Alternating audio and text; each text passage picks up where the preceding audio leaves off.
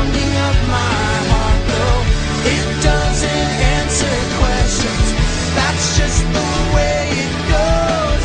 All I will ever have vacant is the beating in my chest. It won't predict tomorrow or give me eternal rest.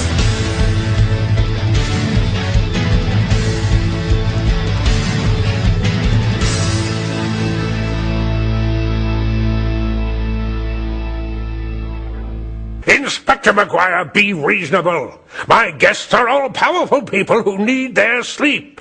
This has been a rough night for us all, and your investigation's gone nowhere. I hear you, Pops. Crime scenes ain't much fun, especially in your home with guests dressed pretty. But the bank president has gone cold fish on your plush carpet.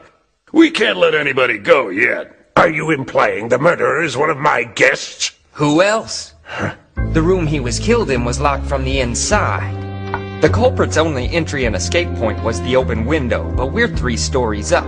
There aren't prints below from the killer climbing up from the street because he entered through a neighboring window in your house. That's ridiculous. There must be a 10-meter gap between the windows. No human could jump that. A narrow ledge runs just beneath the closest window. By tiptoeing along the ledge, it's a 2-meter jump to the balcony window into the room. Ha! That's fantasy. How could he escape? It's one thing to jump off a ledge only 10 centimeters wide, but jumping back on would be impossible. When the killer crawled out the first window, he brought with him a rope which he tied to the ledge before he jumped. He then hooked its other end to the balcony and climbed back across. But there's no rope on the balcony now. How could he untie it afterwards? It's much simpler than you think, Inspector. The culprit tied a stick to the rope and wedged it between the railing. Once slackened, it easily came free. Take a closer look out on the balcony. There's wood shavings where the stick rubbed against the railing. But why did the bank president lock himself in a room during a party? The banker was known for being paranoid in his business deals. The killer may have arranged a meeting asking the banker to wait for him in the locked room. Enough with these theories! Mr. Yamazaka was my friend, now just tell me who did it! There's only one person who knows the layout of this house well enough to plan this trap. Only one person who the banker would trust in the secret meeting. And that... Go on!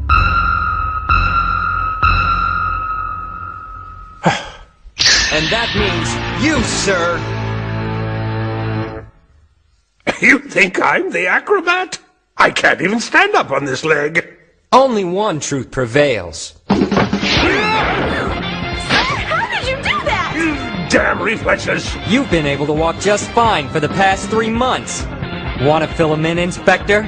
I shook down your doc over the phone. He told me everything. We also got witnesses who heard you and Yamazaki arguing about a whole lot of green.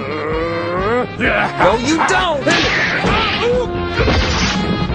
Score! Well, Jimmy, you put it to bed once again. You know, the chief's given me a bigger desk since you started helping me out. Thanks, McGuire. You count on me for the tough ones. I gotta spread my name as an ace detective somehow, right? The Big Shrink.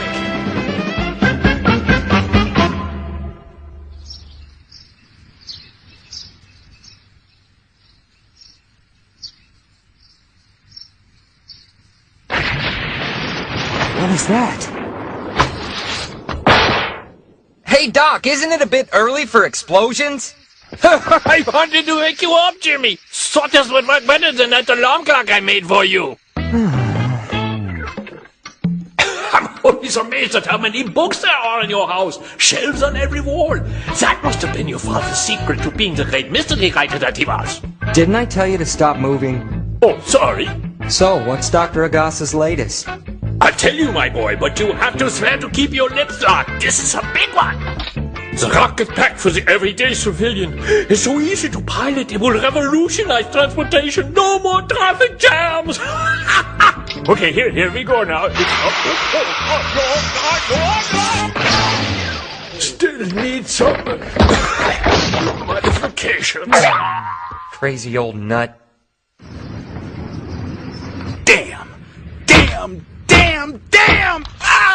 Maybe you just shouldn't look at the paper, Dad. I'm not getting any clients to hire me because of this cocky kid with a lucky streak. Come on, give him a little credit. Jimmy's a really good detective. You used to say that about me. Sure! Abandon me! Once again, justice prevailed, thanks to 17-year-old Detective Jimmy Kudo. This time it was a falsely crippled man who... He's just like so cute and like totally smart. I'm gonna write him a poem, Ode to Jimmy. I just love him. Careful, pal. Your head's inflating. What's wrong with a little self-admiration? Oh, nothing. It's fun watching you turn giddy from little girls ogling you. Oh, and you putting my dad out of work? That's a real blast as well.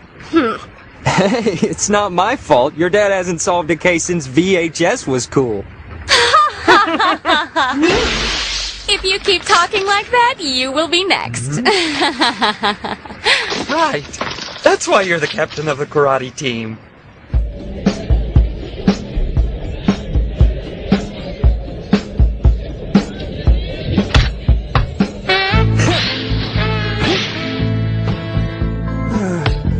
You know, Jimmy, if you hadn't quit the varsity soccer team, you'd probably be a national hero by now.